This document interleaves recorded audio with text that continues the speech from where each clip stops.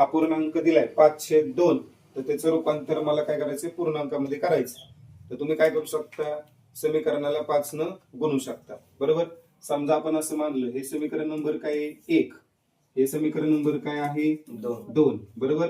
आता इथं छेदामध्ये मला 2 दिसते, मी अंशामध्ये काय करू शकतो 2 आणू शकतो. अंशामध्ये 2 आणण्यासाठी या समीकरणाला किती न गुणावं लागेल मला 2. बरोबर. मग इक्वेशन 1 आहे, इक्वेशन 1 त्याला मल्टिप्लाय केलं मी 2 न. बरोबर. 2 ने याला गुणलं किती आलं, 2×3=6x, 2×2=4y. बरोबर. 5/2 गुणिले 2 किती येणार 5. बरोबर. याला समीकरण नंबर मी 3 देऊ शकतो. आलं का लक्षात. काय केलं, फक्त अंशाला थोडक्यात 2 न सगळीकडे गुणलं. मग इथं 2×3=6, हे 2×2=4 आणि 2×5=10 भागिले 2, 2×5=10, परत 5चाच भाग जाईल किंवा 2 ला 2 कॅन्सल होईल. आता इथं 3 आहे, मग 3 घालवण्यासाठी मला काय करावं लागेल, इक्वेशन 2 ला किती न गुणावं लागेल 3. जर याला 3 न गुणलं तर 3 ला 3 गेला, किती राहिला x, अधिक 3×3=9y. बरोबर. आणि तो वजा 4/3 गुणिले काय येणार आहे 3, 3 ला 3 गेलं, किती आलं -4. म्हणजे नवीन समीकरण तुम्हाला भेटणार आहे. आलं लक्षात. आता इथं हे समीकरण आपण एका खाली एक लिहू, म्हणजे थोडस समजून घ्यायला सोपं जाईल. x अधिक 9y बरोबर किती आलं -4. हे समीकरण नंबर आपण 4 घेऊ. बरोबर.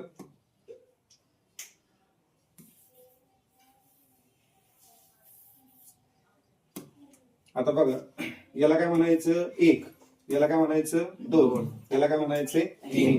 पहिल्यांदा काय काढायचं आपल्याला डी काढण्यासाठी काय घ्यायचे 12. काय घ्यायचे 12. 1 आणि 2 सांगा. इथं किती आहे 6, इथं काहीच नाही म्हणजे किती 1, 6 आणि 1. परत इथं किती आहे -4, इथं किती आहे 9, -4 आणि 9. बरोबर. पुढे परत काय काढायचं आपल्याला dx साठी काय घ्यायचं आपल्याला 32. काय घ्यायचंय 32. नंतर काय काढायचंय dy साठी काय घ्यायचं आपल्याला 13. सांगा आता 32 म्हणल्यावर 3 आणि 2, इकडे किती आहे -5 आहे ना का 5. मग इथे येणार 5 आणि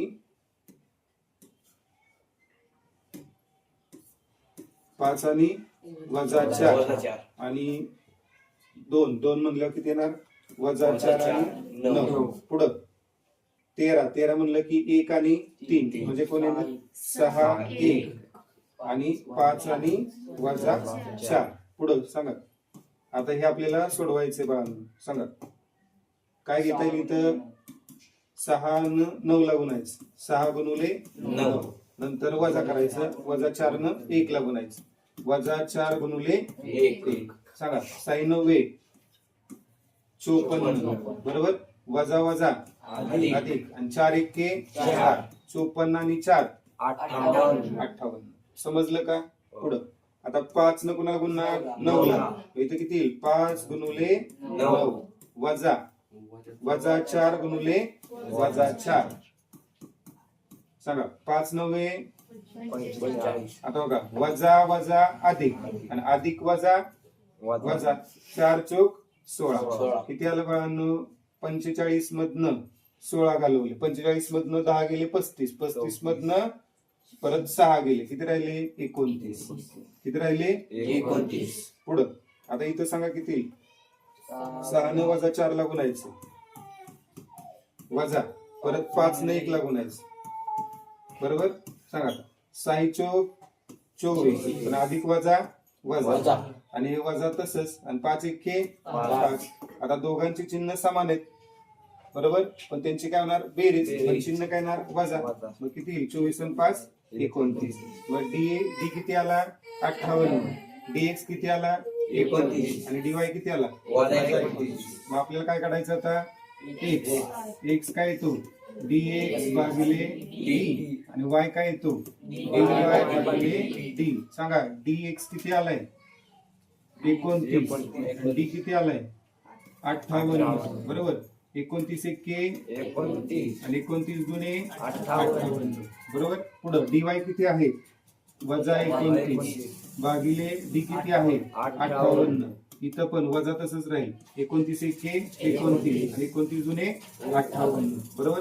मग सोल्युशन ऑफ इक्वेशन काय भेटल? सोल्युशन समीकरणाची उकल x, y बरोबर काय आलं? 1/2 वजा 1/2